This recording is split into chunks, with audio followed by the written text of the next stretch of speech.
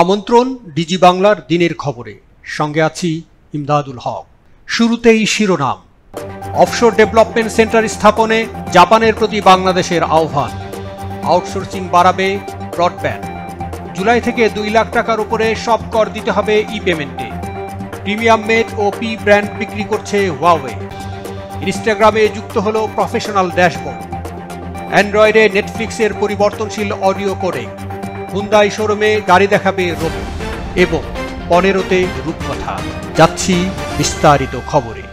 Offshore development centre স্থাপনে জাপানের প্রতি বাংলাদেশের আহ্বান।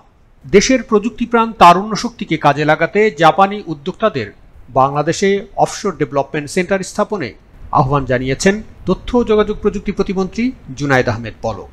একই সঙ্গে বাংলাদেশের blockchain, AR, VR, IoT, robotics এবং মেশিন লার্নিং এর মতো ফ্রন্টিয়ার টেকনোলজিতে মিত্ররাষ্ট্র জাপানকে বিনিয়োগের পরামর্শ দিয়েছেন তিনি। Bangladeshi IT companies can explore and expand their business in Japan, and Japanese entrepreneurs can set up offshore development center in Bangladesh. মঙ্গলবার জাপান বাংলাদেশ B2B অনলাইন বৈঠকের উদ্বোধনী অনুষ্ঠানে প্রধান অতিথির বক্তব্যে এই আহ্বান জানান প্রতিমন্ত্রী। এক্ষেত্রে সরকারের বিনিয়োগ বান্ধব নীতি তুলে ধরেন তিনি। Japan and Bangladesh have been good friends since then, bilaterally cooperating in many development initiatives. Bangladesh has experienced tremendous growth in the last decade under the leadership of Honorable Prime Minister Sheikh Hasina and her Honorable ICT advisor, the architect of Digital Bangladesh, Mr. Shajib Wazir Joy. The GDP growth rate of Bangladesh had reached over 8% in 2019 and has reached 5.24% in 2020. Oxford internet ইনস্টিটিউটের পরিসংখ্যান তুলে ধরে বাংলাদেশের online পেশাজীবীদের বৈশ্বিক সক্ষমতার কথাও তুলে ধরেন Junaid Ahmed Palak. According to Oxford Internet Institute, Bangladesh provides 16% of the global online workforce, or approximately 600,000 freelancers, making Bangladesh the second largest source of digital workforce. The IT and IT-enabled services industry in Bangladesh has grown significantly in last decade.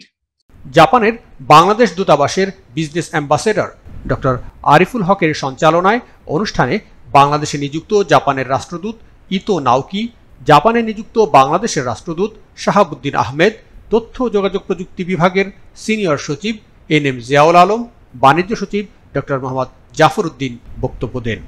এছাড়াও বক্তব্য দিয়েছেন Japan International Cooperation এজেন্সির Bangladesh country representative Yuho Hayakawa, Japan External Trade Organization জেট্রার Bangladesh country representative Yuji Ando, Japan Information Technology Services Industries Association জিসার আন্তর্জাতিক বিষয়ক কমিটির co chairman Masayuki Osuka, Fujitsu Research ইনস্টিটিউটের জেনারেল ম্যানেজার ইমামুরা তাকাসি এবং Bangladesh Association of Software and Information Services BASIS সভাপতি সৈয়দ আলমাস কবির।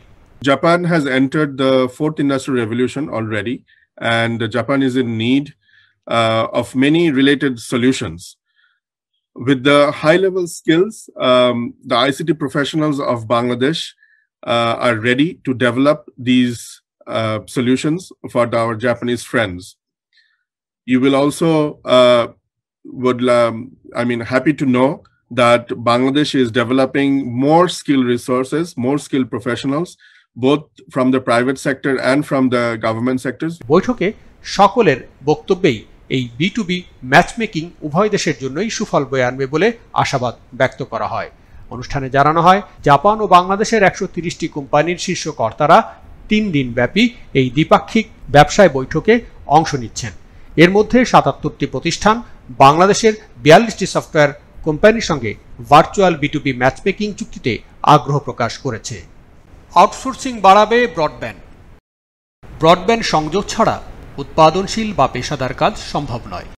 ফলে বিশ্বজুড়েই digital অর্থনীতিতে অবদান রাখছে ব্রডব্যান্ড ইন্টারনেট।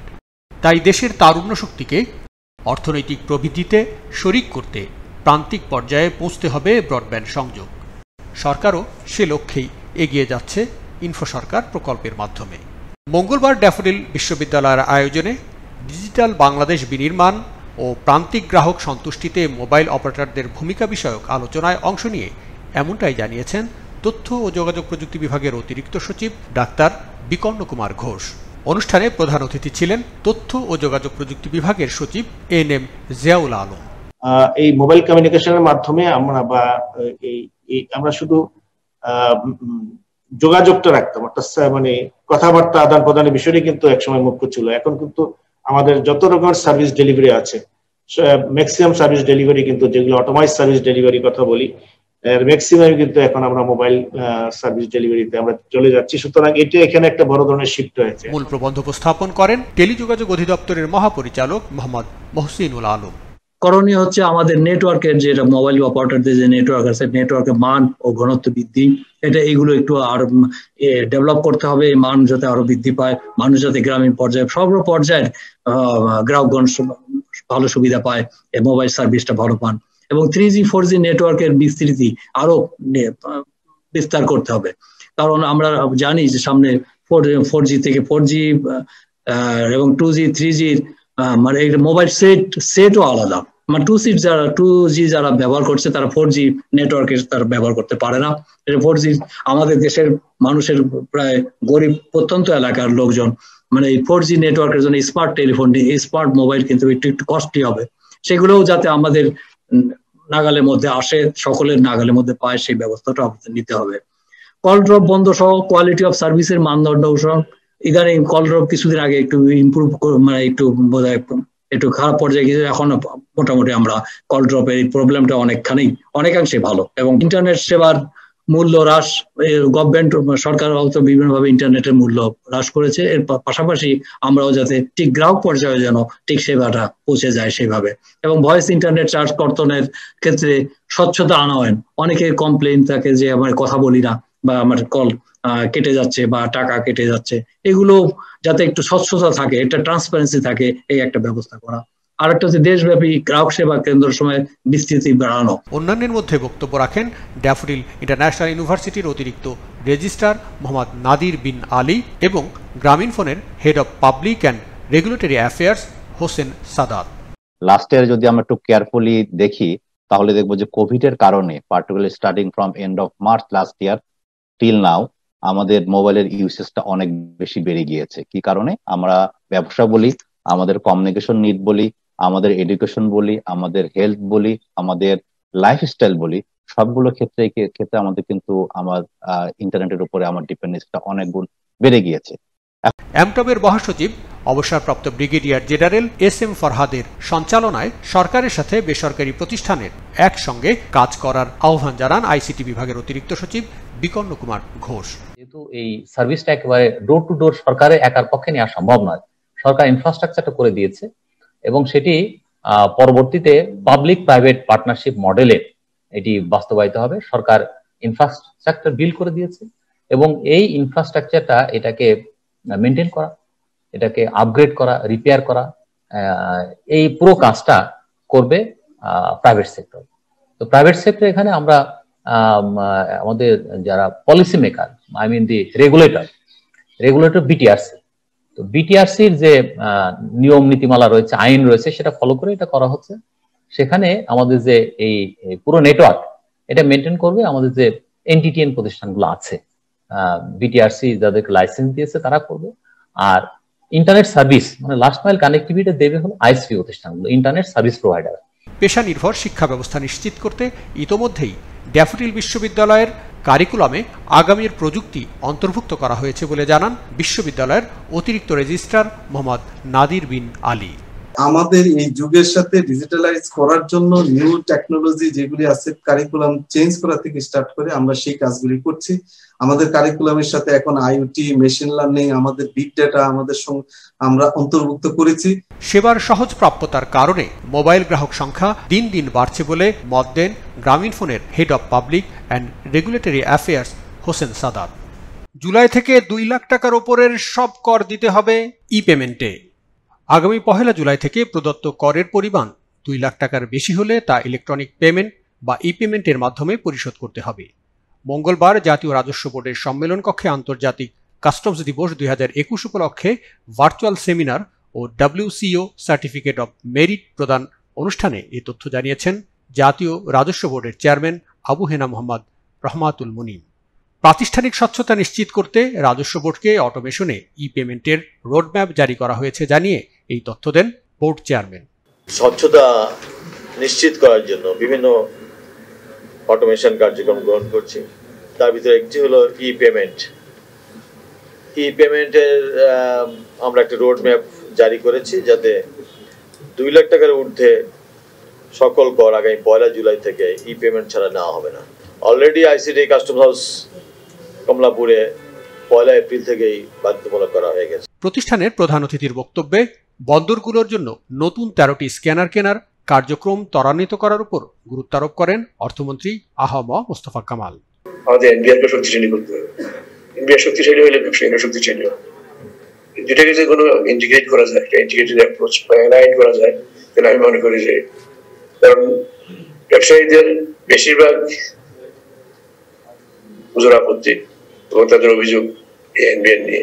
যদি এনবিআর যদি কোনো ব্যবসায়ীদেরকে সাপোর্ট দেওয়ার জন্য এগোতে হয়, তাহলে ব্যবসায়ীদেরকেও এনবিআর কে সাপোর্ট দেওয়ার জন্য এগোতে হবে। এফবিসিসিআই এর সভাপতি শেখ ফজলে ফাহিম ছাড়াও রাজস্ব বোর্ডের সদস্য কর্মকর্তারা অনুষ্ঠানে উপস্থিত ছিলেন। নজর দিচ্ছি দেশের বাইরে। প্রিমিয়াম মেট ও পি ব্র্যান্ড বিক্রি করছে হুয়াওয়ে। গত বছর নিজেদের কো ব্র্যান্ড অনার বিক্রির পর এবার প্রিমিয়াম মেট এবং পি স্মার্টফোন ব্র্যান্ড বিক্রি করতে যাচ্ছে হুয়াওয়ে। ইতোমধ্যেই সাংহাই সরকারের বিনিয়োগ প্রতিষ্ঠানের নেতৃত্বে একটি কনসোর্টিয়ামের সাথে গত সেপ্টেম্বর থেকে আলোচনা চালিয়ে যাচ্ছে। অবশ্য অনার ব্র্যান্ডের বিক্রির মতো যথারীতি এবারও খবরটিকে অস্বীকার করেছে হুয়াওয়ে। রয়টার্সকে হুয়াওয়ের একজন মুখপাত্র জানিয়েছেন, এই গুজবের কোনো ভিত্তি নেই, হুয়াওয়ের এমন কোনো পরিকল্পনা নেই। সাংহাই সরকারও এ বিষয়ে মন্তব্য করতে রাজি হয়নি। স্বাভাবিকভাবেই চুক্তিটির মূল্য এখনও অজানা। গত গ্রীষ্মে হুয়াওয়ে 55.1 মিলিয়ন ইউনিট স্মার্টফোন সরবরাহ করেছিল। 2019 সালের তৃতীয় প্রান্তিক থেকে 2020 সালের তৃতীয় প্রান্তিকের মধ্যে $39.9 বিলিয়ন মেট ও পি সিরিজের স্মার্টফোন বিক্রি হয়েছে বলে জানিয়েছে আইডিসি। সেই হিসেবে এই দুটি সিরিজ ক্রেতাদের জন্য লোভনীয় বটে। ইনস্টাগ্রামে যুক্ত হল প্রফেশনাল ড্যাশবোর্ড। ব্যবসায় উদ্যোক্তা এবং কন্টেন্ট ক্রিয়েটরদের জন্য নতুন ফিচার নিয়ে কাজ করছে ইনস্টাগ্রাম। অ্যাপটিতে প্রফেশনাল ড্যাশবোর্ড নামের নয়া এই ফিচারটিতে যুক্ত করা হয়েছে বিজনেসের সকল টুলস। যারা ইনস্টাগ্রামে পেশাগতভাবে ব্যবহার করে এবং কন্টেন্ট নির্মাতা ও ব্যবসায় অ্যাকাউন্টগুলো নতুন এই ড্যাশবোর্ড দেখতে পাবেন। কন্টেন্ট নির্মাতারা ব্র্যান্ডেড কন্টেন্ট, পার্টনারশিপ ও অন্যান্য মনিটাইজেশন ফিচারের শর্টকাট পাবেন। অন্যদিকে রেস্টুরেন্ট কিংবা দোকান মালিকরা এই ড্যাশবোর্ড থেকে তাদের বিজ্ঞাপন ট্র্যাক করা কিংবা শপিং ফিচার সেট আপ করতে পারবেন। এছাড়াও ড্যাশবোর্ডে অ্যাকাউন্টের বিশ্লেষণ এবং টিউটোরিয়াল সহ প্রয়োজনীয় আর্টিকেলের লিঙ্ক থাকবে। অ্যান্ড্রয়েডে নেটফ্লিক্সের পরিবর্তনশীল অডিও কোডেক। চলমান মহামারী একদিকে যেমন স্ট্রিমিং প্ল্যাটফর্মগুলোকে এক লাফে অনেক দূর এগিয়ে নিয়ে গেছে, তেমনিভাবে কন্টেন্ট নির্মাতা প্রতিষ্ঠানগুলো ঝুঁকছে স্ট্রিমিং প্ল্যাটফর্মে। আর তাই অফার আর ফিচারের পাল্লাতেও পড়েছে প্ল্যাটফর্মগুলো। এরই ধারাবাহিকতায় অ্যান্ড্রয়েড ডিভাইস ব্যবহারকারীদের জন্য নতুন অডিও কোডেক যুক্ত করেছে স্ট্রিমিং জায়ান্ট নেটফ্লিক্স। এখন থেকে নেটফ্লিক্সের অ্যান্ড্রয়েড অ্যাপ XHEAAC ফরম্যাটে অডিও কোডেক করে স্ট্রিমিং করবে, ফলে দর্শকরা স্টুডিও মানের অডিও শুনতে পাবেন। এছাড়াও নতুন ফরম্যাটটি পরিবর্তনশীল বিটরেটে চলবে। ইন্টারনেট সংযোগের উপর ভিত্তি করে বিটরেট কমবে বা বাড়বে, ঠিক যেমন ইউটিউবে স্বয়ংক্রিয়ভাবে ভিডিও রেজুলেশন কম বেশি দেখতে পাই আমরা। এছাড়াও থাকছে লাউডনেস ম্যানেজমেন্ট নামক নতুন ফিচার, যার মাধ্যমে শব্দ কম বা বেশি হলেও সেটি কানে লাগবে না। ফোনের স্পিকারেই স্পষ্ট অডিও শুনতে পারবেন ব্যবহারকারীরা, এমনটাই দাবি নেটফ্লিক্সের। তবে নতুন অডিও ফরম্যাটটি পেতে ব্যবহারকারীদের অ্যান্ড্রয়েড ডিভাইস কমপক্ষে অ্যান্ড্রয়েড 9 পাই অপারেটিং সিস্টেমের হতে হবে। হুন্দাই শোরুমে গাড়ি দেখাবে রোবট। সংক্রমণ ঝুঁকি ঠেকাতে শোরুমের জন্য প্রদর্শক রোবট ব্যবহার করতে যাচ্ছে হুন্দাই। দক্ষিণ সিউলে হুন্দাই মোটর শোরুমে DALE রোবটটি নামিয়েছে দক্ষিণ কোরিয়ার এই গাড়ি নির্মাতা। বর্তমানে পরীক্ষামূলক পর্যায়ে চলছে রোবটটির ব্যবহার। হুন্দাই কর্তৃপক্ষের বরাত দিয়ে প্রযুক্তি বিষয়ক ব্লগ এনগ্যাজেট জানিয়েছে, DALE বলতে drive you, assist you, live with you experience বোঝাচ্ছে হুন্দাই। ক্রেতাদের বন্ধুভাবাপন্ন গ্রাহক সেবা অভিজ্ঞতা উপহার দিতে রোবটটি সর্বাধুনিক কৃত্রিম বুদ্ধিমত্তা প্রযুক্তিতে তৈরি করা হয়েছে জানিয়ে হুন্দাই দাবি করছে রোবটগুলোর দর্শনার্থীদের মুখের অভিব্যক্তি অনুধাবন ক্ষমতা রয়েছে। এর উপর রয়েছে ভাষা বোঝার দক্ষতা, যা সম্ভাব্য ক্রেতাদের সঙ্গে একে যোগাযোগে সহায়তা করবে। হুন্দাই বলছে শোরুমে কেউ মাস্ক ছাড়া ঢুকলেই রোবটটি তাদের মাস্ক পরার পরামর্শ দেবে। ক্রেতাকে পুরো শোরুম ঘুরিয়েও দেখাতে পারবে DALE। এক কথায় ক্রেতাকে সঙ্গ দেওয়ার ক্ষমতা রয়েছে DALE এর। রোবটটির নিচে রয়েছে চতুর্দিকে ঘুরতে সক্ষম চাকা। এর সাহায্যেই ক্রেতার সঙ্গে সাবলীল গতিতে ঘুরে বেড়াতে পারবে DALE। এছাড়াও রোবটটির মাথার উপরেই রয়েছে টাচ স্ক্রিন। ওই পর্দার মাধ্যমে গাড়ির ব্যাপারে আরও তথ্য জেনে নিতে পারবেন ক্রেতারা। তারহীন সংযোগের মাধ্যমে কোনো ভেন্যুর বড় পর্দার সঙ্গে যুক্ত করা যাবে DALE রোবটকে। রোবটটি আবার দর্শনার্থীদের সেলফির জন্য অনুরোধ জানাতে পারবে। পরীক্ষামূলক ব্যবহার সফল হলে আগামীতে হুন্দাইয়ের অন্যান্য এবং কিয়া শোরুমেও দেখা মিলবে DALE রোবটটির। 15তে রূপকথা।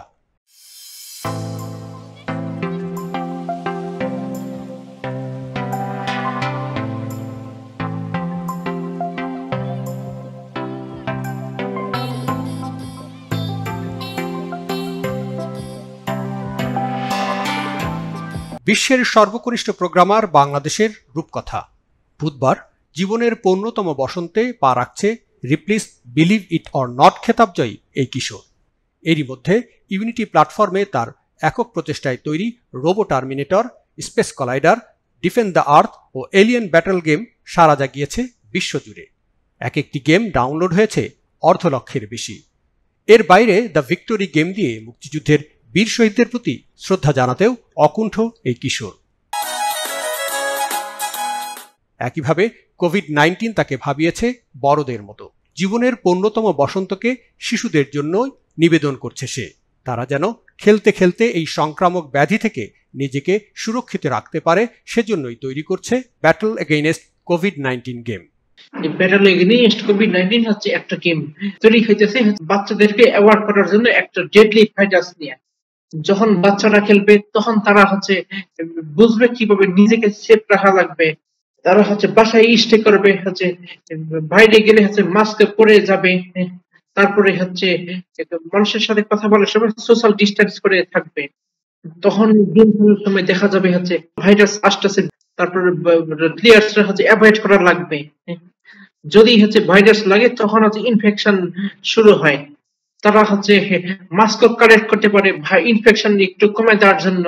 কম্পিউটার বিষয়ে ওয়াসিক ফারহান রূপকথার জন্ম 2006 সালের 27 জানুয়ারি।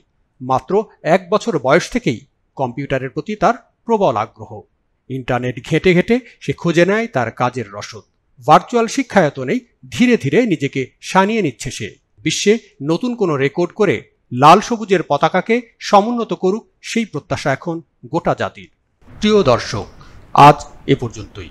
ডিজিটাল জীবনধারায় নিরাপদে ভালো কাটুক সবার জীবন। প্রযুক্তির সঙ্গে আপডেটেড থাকতে যুক্ত থাকুন ডিজি বাংলায়।